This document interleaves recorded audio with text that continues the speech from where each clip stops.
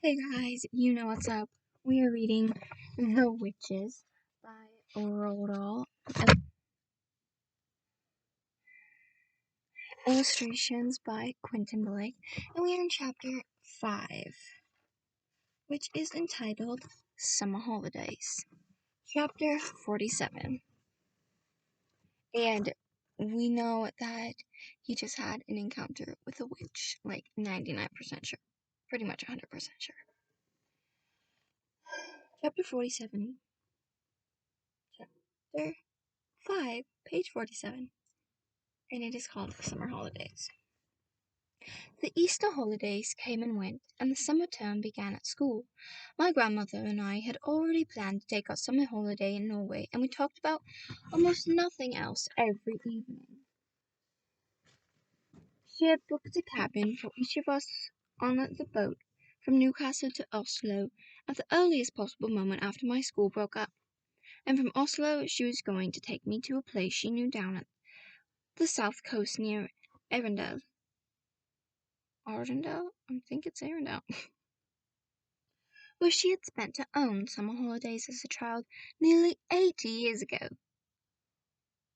All day long, she said, my brother and I were out in the rowing boat. The whole coast is dotted with tiny islands, and there's nobody on them. We used to explore them and dive into the sea off the lovely smooth granite rocks. And sometimes on the way out we would drop the anchor and fish for cod and whiting. And if we caught anything, we would build a fire on the island and fry the fish in a pan for our lunch. There is no finer fish in the world than absolutely fresh cod. What did you use for bait, Grandmama, when you went fishing?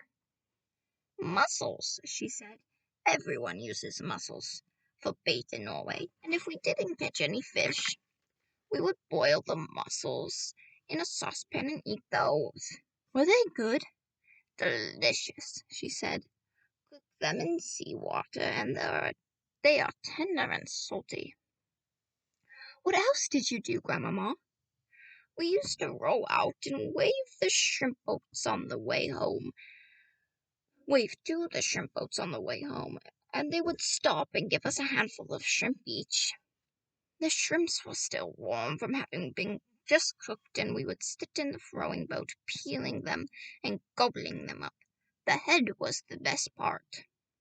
The head, I said. You squeeze the head between your teeth and suck out the inside. It's marvelous. You and I will do all those things this summer, my darling, she said. Grandmama, I said, I can't wait. I simply can't wait to go.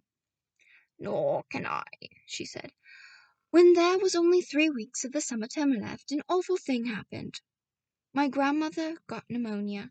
She became very ill, and a trained nurse moved into the house to look after her. The doctor explained to me that pneumonia is not normally a dangerous illness nowadays because of penicillin, but when a person is more than 80 years old, as my grandmother was, then it was very dangerous indeed. He said he didn't even dare to move her to a hospital in her condition. So she stayed in her bedroom, and I hung about outside the door while the oxygen cylinders and all sorts of other frightful things were taken in to her. Can I go in and see her? I asked. No, dear, the nurse said. Not at the moment. A fat and jolly lady called Mrs. Spring, who used to come and clean our house. No, dear. I think the nurse is a dude. Yeah. No, dear, the nurse said. Not at the moment. A fat and jolly lady called Mrs. Springs, who used to come and clean our house every day, also moved in and slept in the house. Mrs. Spring looked after me and cooked my meals. I liked her very much, but she wasn't a patch on my grandmother for telling stories. One evening, about 10 days later, the doctor came downstairs and said to me, You can go in and see her now, but only for a short time. She's been asking for you. I flew up the stairs and burst into my grandmother's room and threw myself into her arms. Oh, Hey there, she said. Be careful. Oh, hey there, the nurse said. Be careful with her. Will you be all right now, Grandmama? I asked. The worst is over, she said. I'll soon be up again. Will she? I said to the nurse. Oh, yes, the nurse answered, smiling. She told us she simply had to get better because she had to go look after you. She had to look after you. I gave her another hug. They won't let me have a cigar, she said. But you wait till they're gone. She's a tough old bird, the nurse said. We'll have her up in another week. The nurse was right. Within a week, my grandmother was thumping around the house with a gold-topped cane and interfering with Mrs. Spring's cooking. I thank you for all your help, Miss Spring, she said, but you can go home now. Oh, no, I can't, Miss Spring said. Doctor told me to say that you take it very easy for the next few days. The doctor said more than that. He dropped a bombshell on my grandmother and me by telling us that on no account we were to risk the journey to Norway this summer. Rubbish! My grandmother cried. I've promised him we'll go. It's too far, the doctor said.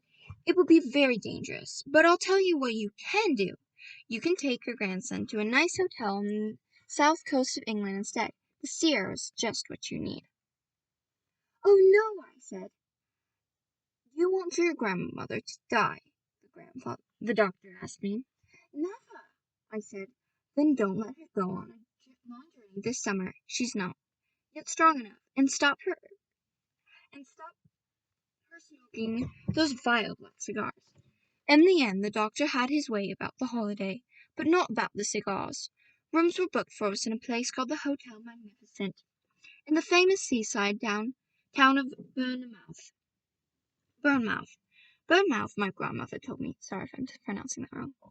My grandmother told me was full of old people like herself. They retired there by the thousand because the air was so bracing and healthy. It kept them, so they believed, alive for a few extra years. Does it? I asked. Of course not, she said. It's Tomarot. But just for once, I think that we've got to obey the doctor. Soon after that, my grandmother and I took the train to Bournemouth and settled in the Hotel Magnificent. It was an enormous white building on the seafront, and it looked to me like a pretty boring place to spend a summer holiday in. I had my own separate bedroom, but there was a door connecting my room with my grandmother's room, so that we could visit each other without going into the corridor. Just before we left for Bournemouth, my grandmother had given me a consolation, a present of 2 white mice in a little cage, and of course I took them with me. They were terrific fun, those mice. I called them William and Mary, and in the hotel I set out right away teaching them to do tricks. The first trick I taught them was to creep up the sleeve, creep up the sleeve of my jacket and come out by my neck. You spy the picture. This is for the next time. Oh, I'll just show you them both now. Then I taught them to climb up the back of my neck, onto the top of my head. I did this by putting cake crumbs in my hair. On the very first morning after our arrival, the chambermaid was making my bed when one of my mice poked its head out from under the sheets. The maid let out a shriek that brought a dozen people running to see who was being murdered. I was reported to the manager. There followed an unpleasant scene in the manager's office with the manager, my grandmother, and me.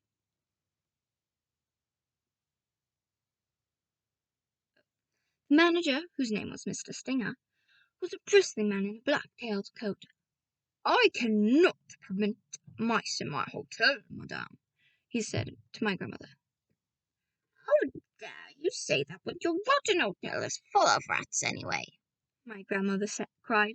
Rats? Cried Mr. Stinger, going mauve in the face. There are no rats in this hotel.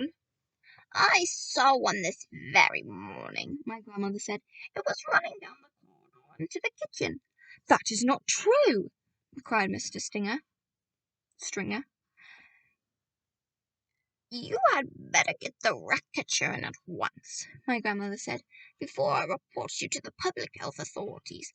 I expect there's rats scuttling all over the kitchen floor and stealing the food off the shelves and jumping in and out of the soup. That's the manager's office. Never, cried Mr. Stringer. No wonder my breakfast was all nibbled round the edges this morning, my grandmother went on relentlessly.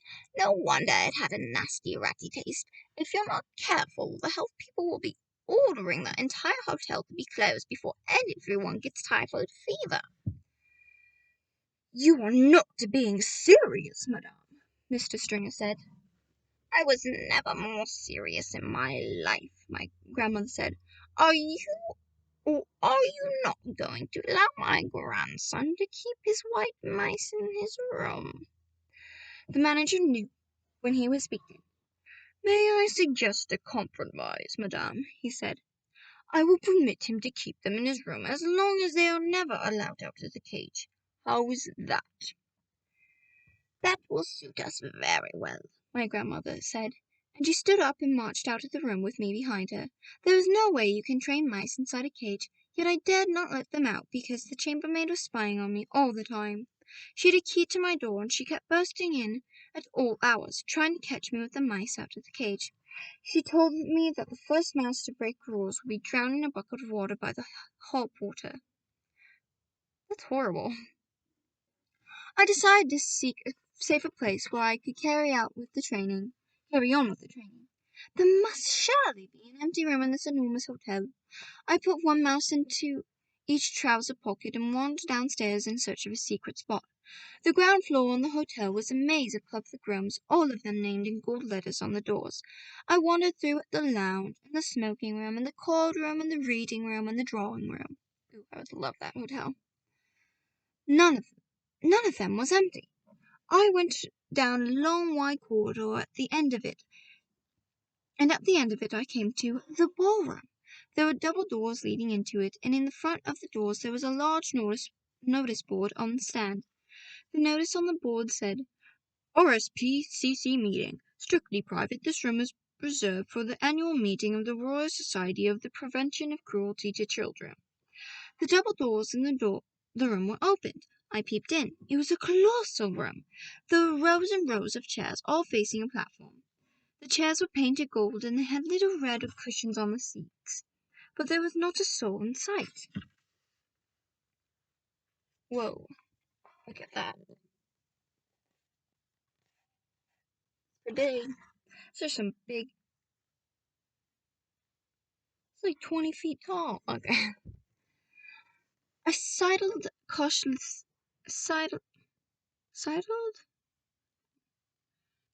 into the room.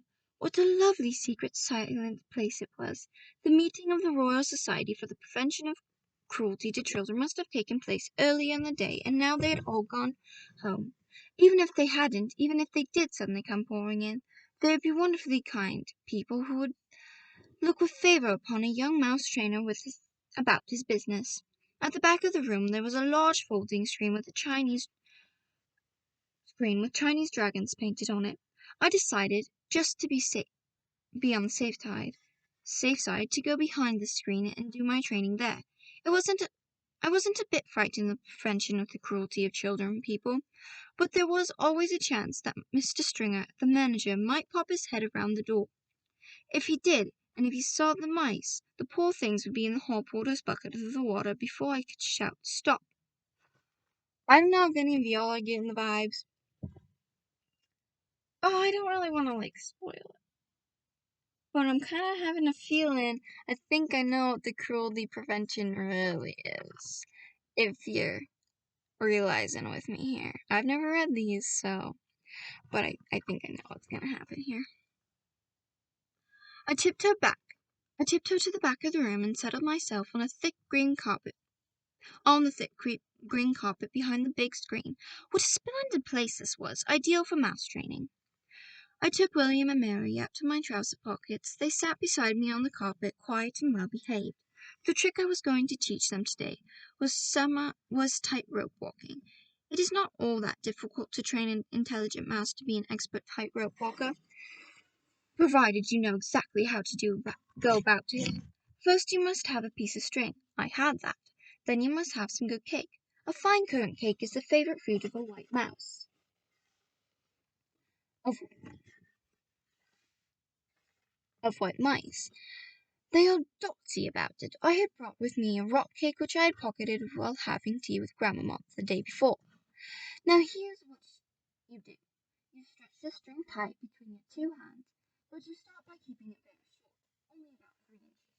You put the mouse on your right hand with a little piece of cake in your left. The mouse is therefore only 3 inches away from the cake.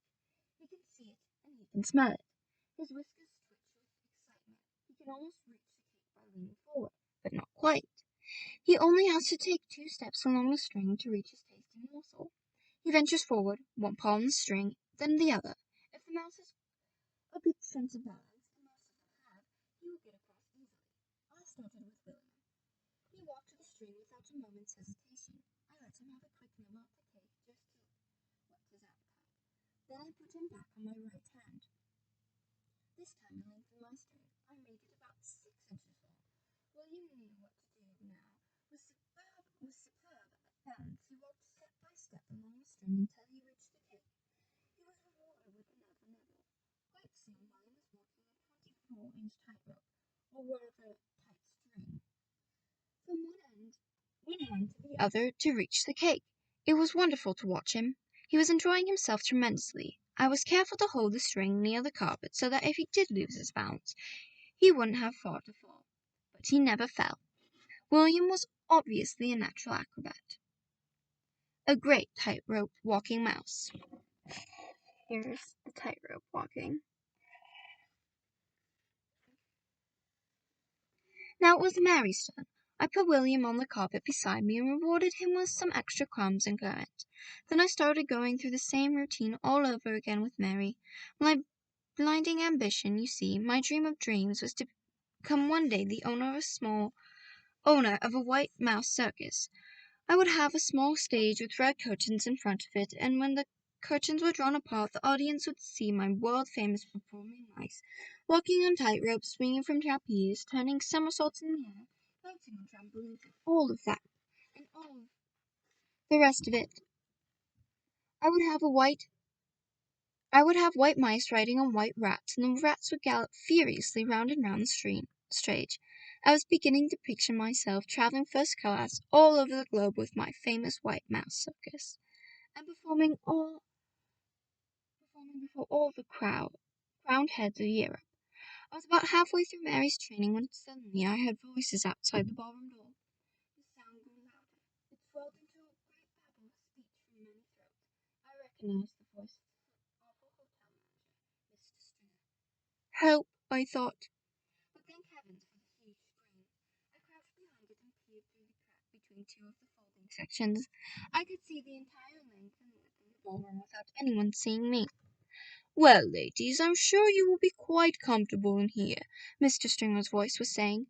Then in through the double doors he marched, black tailcoat and all, spreading his arms wide as he ushered in the great flock of ladies. If there is anything we can do for you, do not hesitate to let me know. He went on. Tea will be served for all of you on the Sunshine Terrace after you have concluded your meeting. With that he bowed and scraped himself out of the room as a vast herd of ladies from the Royal Society for the Prevention of Cruelty to Children came streaming in. They wore pretty clothes, and all of them had hats on their heads. Dun, dun, dun. That is the end. We ended on page 60, and we finished chapter 5. So we'll be starting chapter 6, The Meeting, which is going to be page 61.